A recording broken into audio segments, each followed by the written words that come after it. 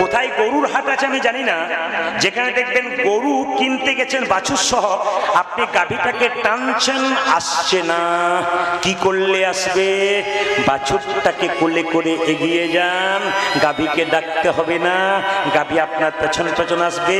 বারবার মন্দিরে যাচ্ছেন, ভগবানকে পাচ্ছেন না, বৈষ্ণবের চরণ ধরে এগিয়ে যান, ভগবানকে ডাকতে হবে না, বৈষ্ণবের পেছন পেছন ভগবান চলে যাবে, যদি প্রকৃত বৈষ্ণব হয়। আচ্ছা বলবেন, একটা সোনার কলসি যতই দামি হোক, একজনের কাছে মাথা নিচু করতে হয়। কার কাছে? জোরে বলুন। গ্লাসের কাছে। আপনি কয়েকশো কোটি টাকার মালিক হতে পারেন, একজনের কাছে মাথা নিচু করতে হয়, বৈষ্ণবের চরণে। টাকা না, শুনে নিন, বৈষ্ণব কাকে বলে শুনেছেন? এবার শুনুন, বৈষ্ণব কাকে বলে। সবাইকে বৈষ্ণব বলা, ও বাবা, সবাইকে বৈষ্ণব বলা যায় না। কেন? বৈষ্ণব কাকে বলে? ত্রিনা দপি শুনি যেন তর রিব সইস নুনা অমানেন মান দেন কীর্তনীয় সদাহরি। অনেকগুলো সংস্কৃত কথা বললাম, বুঝিয়ে দিই। ঘাসের মাথায় পা দেবেন, ঘাস মাথা উঁচু করবে, পা সরাবেন, উঁচু করবে। যিনি প্রকৃত বৈষ্ণব, হাজার গালাগাল দেন আর হাজার কথা বলুন, ওই যে মাথা নিচু করে রাধে রাধে বলে চলে যাবে, আর মাথা উঁচু করবে না, ইনি হলেন বৈষ্ণব। কিছু মনে করবেন না।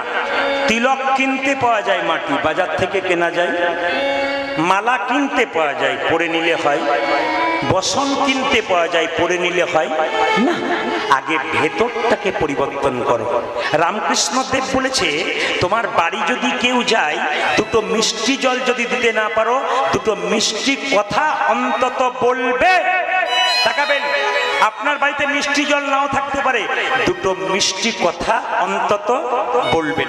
ত্রিনা দপি শুনি যেন তররিব সইস্ত না। গাছকে কাটবেন, গাছ যতক্ষণ না মাটিতে পড়বে আপনাকে ছায়া দান করবে, ফল দান করবে। বৈষ্ণবকে যতই আঘাত করুন, উনি যতক্ষণ না মাটিতে পড়ছে ততক্ষণ হরিনাম দান করবে। অমানেন মান দেন। আপনাদের পৈতার পথ দিয়ে আমি পেরিয়ে যাচ্ছি, আপনি পেরিয়ে যাচ্ছেন, একজন কুষ্ঠব্যাধি ব্যাধি রাস্তায় ছটফট ছটফট করছে, আমি আপনি সবাই নাকে কাপড় চাপা দিয়ে চলে গেলাম। যিনি পরম বৈষ্ণব তিনি কি বলবেন? ডাক্তার দেখিয়েছিস? হ্যাঁ। রোগ ভালো হয় না? বলেন না। আমার সঙ্গে কোলে কোল দিয়ে একবার হরি বল বল, তোর দেহ রোগ তো দূর হবে, তার সঙ্গে তোর ভব রোগ দূর হবে। ইনি হলেন বৈষ্ণব। অমানেন মান দেন, যাকে আমরা সম্মান দিই না, বৈষ্ণব তাকে সম্মান দেয়। কীর্তনীয় সদাহরি। বৈষ্ণবের কি কি লক্ষ্য থাকবে? তিলক, তুলসী মালা, শিখা ও কৌপিন, বহির্বাসে হরিনাম, মুখে নিষিদিন, তিনি বৈষ্ণব। আবার তত্ত্ব, হাজার হাজার বটের ফল বট গাছে হয়, বট গাছের নিচে পড়ে একটাও চারা গাছ হয় না, সেই ফলটা পাখি থেকে স্টোমাকে গিয়ে ছাতের কার্নিশে পায়খানা করে, তার থেকে বট গাছ হয়। অনেকের মুখে হরিনাম, মায়েরা, অনেকের মুখে হরিনাম শুনলে কোনো লাভ হবে না, যতক্ষণ না বৈষ্ণবের মুখে মধুমাখা নাম না শুনবেন, ততক্ষণ আপনার শরীরে কৃষ্ণ প্রেমের অঙ্কুর জীবনে হবে না। তাকাবেন। আর বৈষ্ণব কাকে বলে? একজন কলেজে পড়া মেয়ে ছাদের উপরে, দুতলা ছাদের উপরে দাঁড়িয়ে আছে, একজন বৈষ্ণব গঙ্গা স্নান করে নাড়া মাথা সিকি রেখে চলে যাচ্ছে। মেয়েটি ছাদের উপর থেকে বলল, এ বৈষ্ণব, বৈষ্ণবের মাথায় থুতু ফেলেছে। বৈষ্ণব বলল, থুতু ফেলে দিলি মা? আচ্ছা ঠিক আছে, ঠিক আছে, আমি একবার স্নান করে আসি। আমাদের এখানে কেউ যদি কেউ থুতু ফেলে দেয়, বলে নেমে আয়, তোকে দেখছি মজা। এবার তুই কেমন বাপের বেটি বেটিস। কিন্তু কি বলছে? আরে একবার স্নান করে আসি। স্নান করে এলো, আবার আসছে, আবার সঙ্গে সঙ্গে মেয়েটি, এ বৈষ্ণব, আবার থুতু ফেলেছে, আবার গঙ্গা স্নান করেছে, আবার থুতু ফেলেছে, আবার গঙ্গা স্নান করেছে। 10 বার থুতু ফেলেছে, 10 বার গঙ্গা স্নান করেছে। মায়েরা, যখন 11 বার মাথায় থুতু ফেলতে যাবে, তখন মেয়েটির বাবা দেখে বললো, তোর লজ্জা করে না? বলে, কেন? বৈষ্ণবের মাথায় থুতু ফেলছিস? তুই আমাকে বাবা বলে ডাকবি না, যাবি না আমার বাড়ি থেকে। বৈষ্ণব বলছে, বাবা আপনার মেয়েকে আপনি বকবেন না। বলে কেন? আপনার মেয়ের জন্য আমার লাভ হয়ে গেছে। কি লাভ? উপকার। কি উপকার? আপনার মেয়ে থুতু ফেলেছে বলে আমার লাভ হয়েছে। এ কি বলছেন আপনি? আপনার মেয়ে, আমার মেয়ে আপনার মাথায় থুতু ফেলেছে, আপনার লাভ হয়েছে? বলে হ্যাঁ, আমি শাস্ত্রে শুনেছি, সাধুগুরু বৈষ্ণবের মুখে শুনেছি, একবার গঙ্গা স্নান করলে এক জন্মের পাপ দূর হয়। আপনার মেয়ে 10 বার থুতু ফেলেছে, আমি 10 বার গঙ্গা স্নান করেছি, আমার জন্ম জন্মান্তরের যত পাপ আছে। ইনি হলেন বৈষ্ণব। তাকাবেন মায়েরা যে যেখানে আছেন, নরহরি আর মুকুন্দ চুপচাপ দাঁড়িয়ে আছে। আচ্ছা বলুন তো মায়েরা, ভক্ত যদি কাই মনে কোনো বাঞ্ছা করে, ভগবানের সাধ্য নাই সেই বাঞ্ছা নাই করে আপনি ভগবানের মন্দিরে একই কথা বারবার প্রত্যেক দিন বলুন। কথা দিলাম আপনাদেরকে, আসলে দাঁড়িয়ে একই কথা মন্দিরে বারবার বলুন, দেখুন ভগবান আপনার মনের ইচ্ছা পূর্ণ করবে। একই কথা বারবার বলুন। আমি দেখে নিয়েছি, আমার ওখানে একটা ছেলে অনেক দূর শিক্ষিত, চাকরি পাই নাই, তার মা আমাদের মন্দিরে এসে বারবার বলতো, প্রভু আমার ছেলেটার জন্য কিছু ব্যবস্থা হয়, তোমার চরণে আমি প্রতিদিন নিবেদন রাখলাম, তোমাকে আমি লোভ দেখাচ্ছি না, এই দেবো সেই দেবো, কিন্তু তোমার চরণে আমি ভক্তি রাখলাম, আমার ছেলের জন্য কিছু হয়, মৃত্যুর আগে যেতে পারি, দেখে যেতে পারি। আপনারা বিশ্বাস করবেন না, 1-2 বছর ডাকতে ডাকতে কেউ চাকরি পেল না, ছেলেটা কিন্তু পেয়ে গেল। কেন?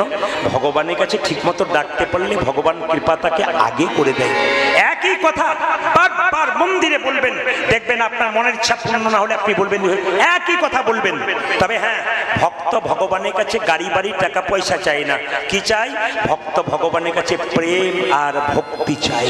আপনি প্রেম চাইবেন, ভক্তি চাইবেন, টাকা পয়সা গাড়ি বাড়ি নয়।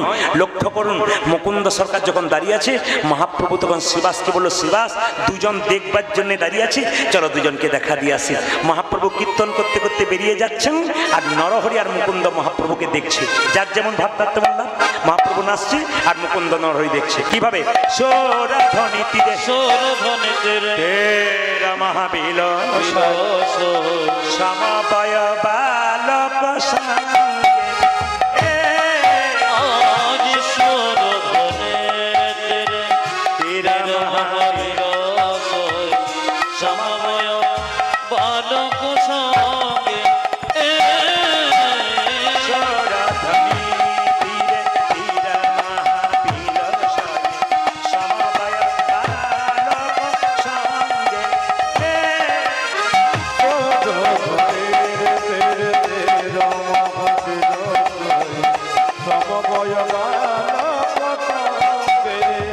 করে করতালি ধ্বনিত হরি ধ্বনি, আমার করে করো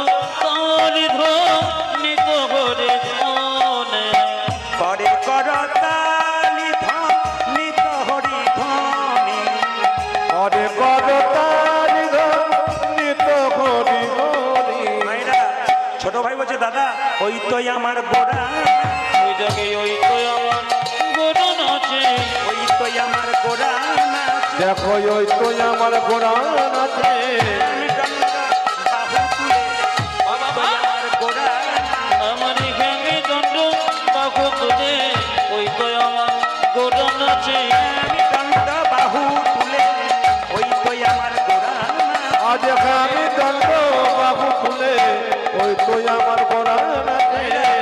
ছোট ভাই বলছে, আমি দেখছি দাদা গোড়া নাচছে।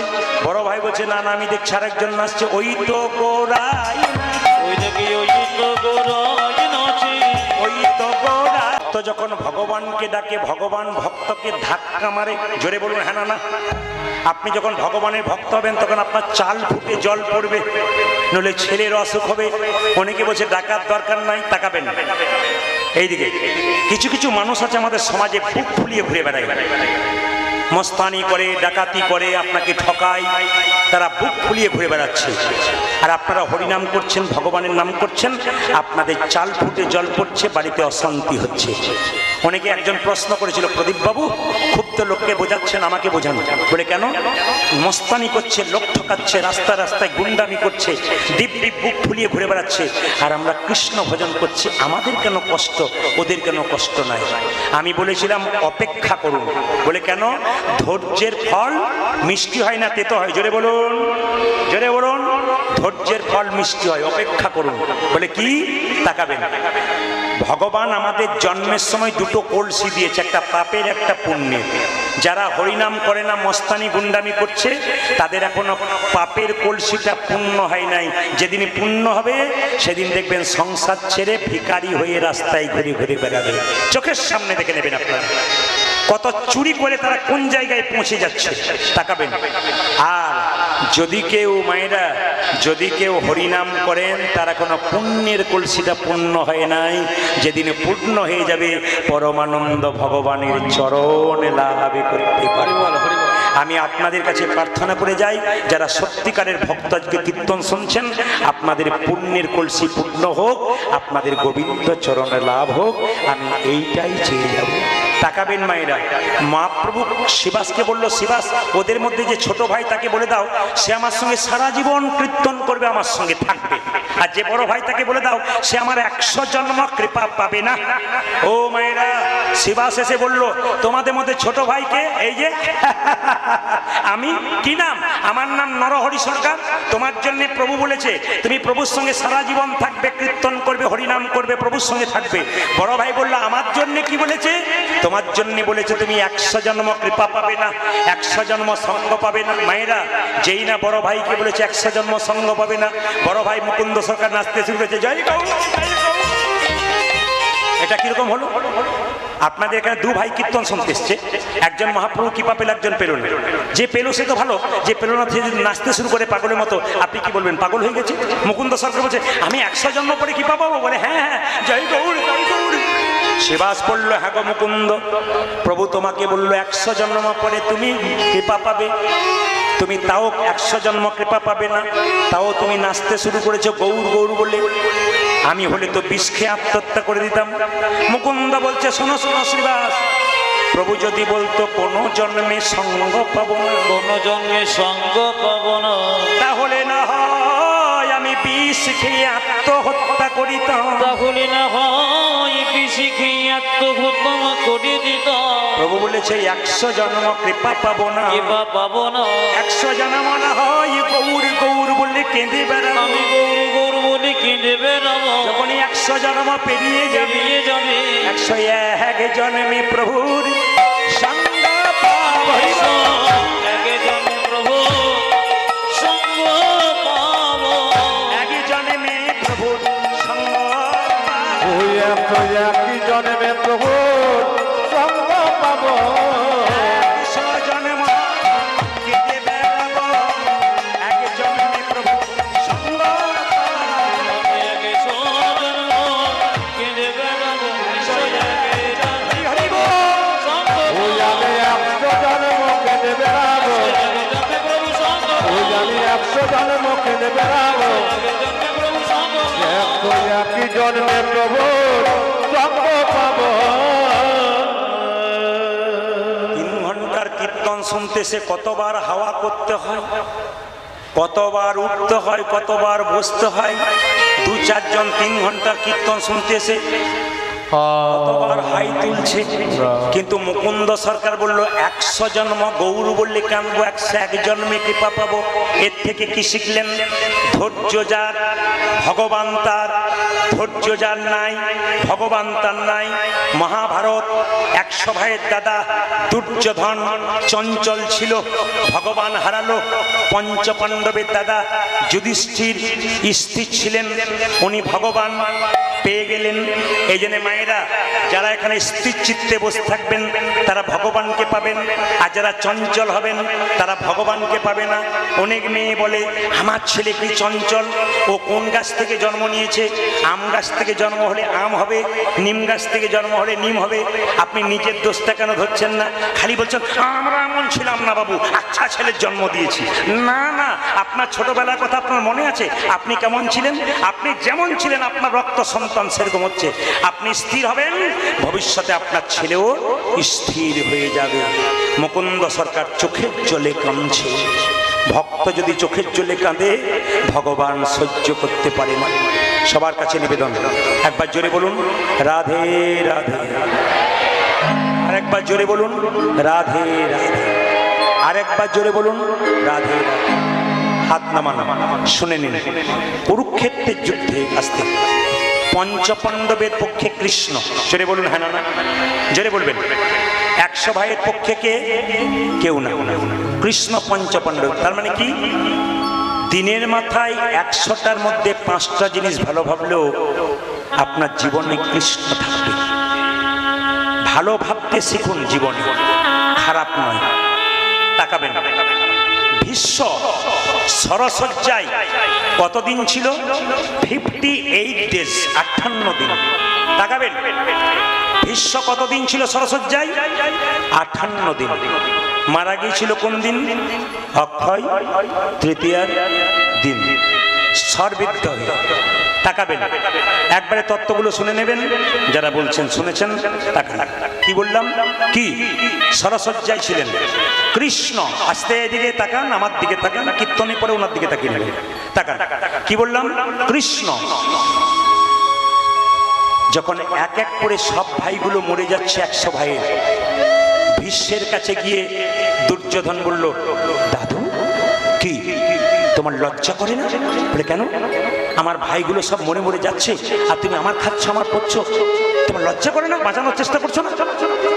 মায়েরা, কেউ যদি খাবার খোঁটা দেয় তবে দেখবেন গায়ে বেশি, জোরে বলুন, জোরে বলুন, জোরে বলুন, খাবার খোঁটা দিলে গায়ে বেশি লাগে।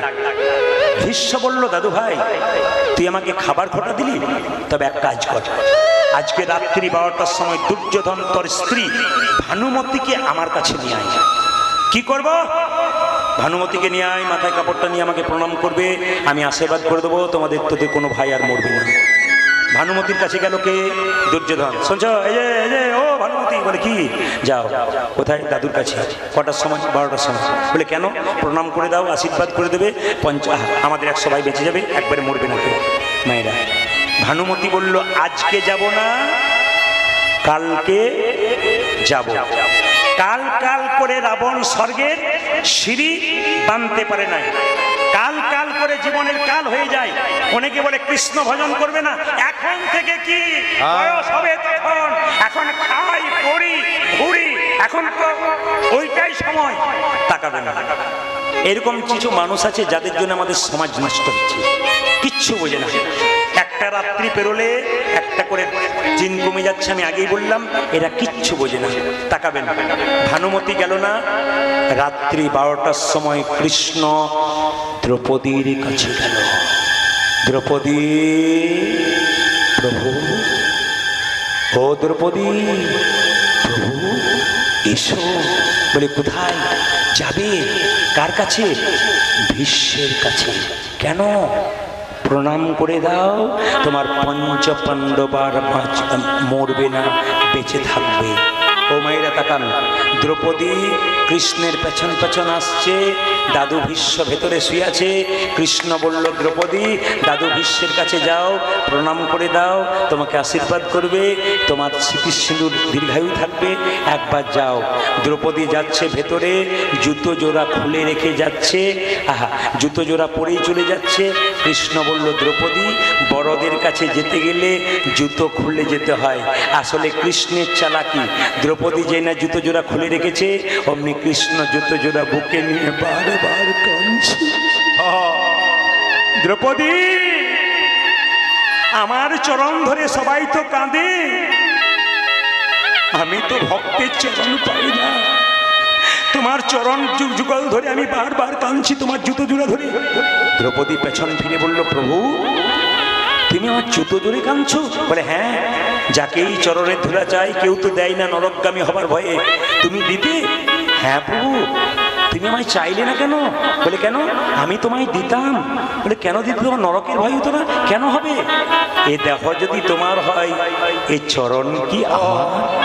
এ দেহ যদি তোমার হয়, এ চরণ তোমার, তোমার জিনিস তোমাকে দেব, তার জন্য দুঃখের কি আছে? বাহ!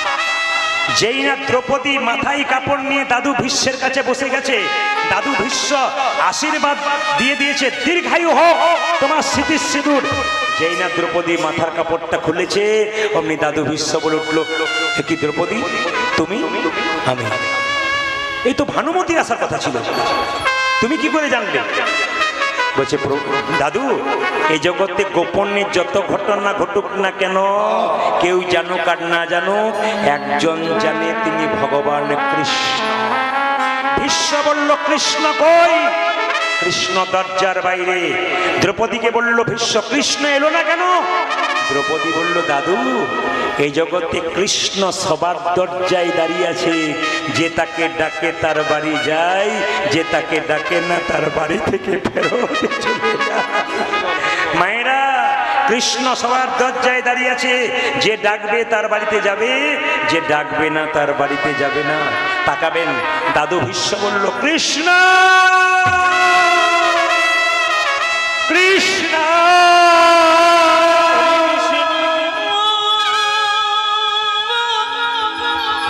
কৃষ্ণ কৃষ্ণ। তাকান, কৃষ্ণের ডাকে, ভীষ্মের ডাকে কৃষ্ণ কি বলল? কি ব্যাপার, আমায় ডাকলে কেন? দাদু ভীষ্ম বলল, এই যে আমি এইদিকে এইদিকে এইদিকে এইদিকে, এই যে আমি কাঁটার মধ্যে বিদ্ধ হয়ে আছি, এত কাঁটার নিচে আমার এত কষ্ট কেন? তুমি তো ভগবান, আমি যে কাঁটার মধ্যে শুয়ে আছি আমার এত কষ্ট কেন? আমি যে যন্ত্রণায় ছটফট ছটফট করছি কেন? আমি কোন পাপে করেছি? কৃষ্ণ বলল, তোমার কত জন্মের কথা মনে আছে? বলে আমি 7 জন্ম কোনো পাপ করি নাই। বলে তোমার 8 জন্মের কথা মনে আছে? বলে না। শোনো ভীষ্ম, 8 জন্মে তুমি ছিলে কে? 8 জন্মে তুমি ছিলে একজন রাজপুত্র। রাস্তা দিয়ে পেরিয়ে যাচ্ছিলে, একটা বিষধর সাপ রাস্তা দিয়ে পেরিয়ে যাচ্ছিল, আর তুমি একটা বেতের লাঠিতে করে বিষধর সাপটাকে তুমি কাঁটার মধ্যে ছুঁড়ে ফেলে দিয়েছিলে। কাঁটার মধ্যে ছটফট করেছিল বিষধর সাপ, কেউ বাঁচাতে পারে নাই মা। তখন বিষধর সাপটাকে দেখে দিয়ে বলেছিল, হে জগন্নাথ, তুমি জগতের না, হে জগন্নাথ।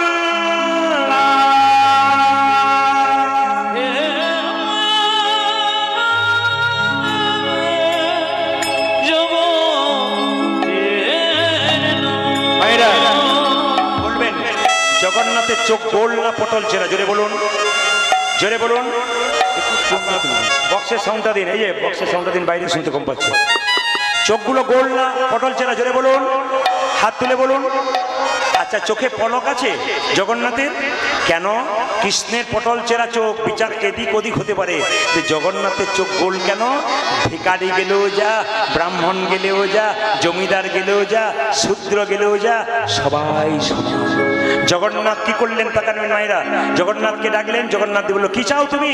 বলে আমি যেমন কাঁটায় ছটফট করে মরলাম, আমার এত বড় বংশধর বাঁচাতে পারলো না, এই ব্যক্তি যে আমাকে কাঁটার মধ্যে ছুঁড়ে দিল, ওই জন্য কাঁটায় ছটফট করে একদিন আমার মতো মৃত্যু বরণ করে। তুমি তোমার কর্মের ফল ভোগ করছো। তাকাবেন দাদা ভাইরা, কেউ যদি ভালো কাজ করে তাকে রথের ওপর চাপিয়ে ফুলের মালা দিয়ে নিয়ে যায়, আর কেউ যদি খারাপ কাজ করে তাকে কোমরে দড়ি বেঁধে জেলখানাতে নিয়ে যায়।